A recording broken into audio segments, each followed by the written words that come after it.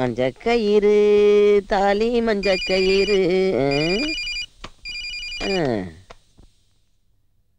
Hello, எங்கிட்ட நான் நாகம்மா பேசுறேன்.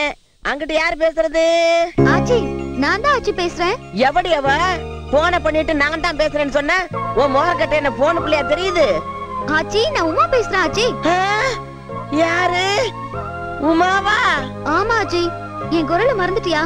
என்ன பெத்த ஆத்தா, நாளும் கிழமையும் உன்னை நினைச்சு நினைச்சே எனக்கு பச்சை தண்ணி கூட இறங்க மாட்டேங்குது. என்ன வார்த்தை சொல்லிவிட்ட, உன்னை மறக்க முடியுமா? நான் விளையாட்டுக்கு தான் ஆச்சி கேட்டேன். நான் நல்லா இருக்கேன், வேலைக்கு போறேன். நீ எப்படி இருக்க? நான் எப்படி இருக்கேன்? நீ போனதுல இருந்து எனக்கு வேலையே ஓட மாட்டேங்குது. நீ அங்க எப்படி இருப்பியோன்னு என் மனசெல்லாம் கிடந்து பக்கு பக்குன்னு அடிச்சுக்குது.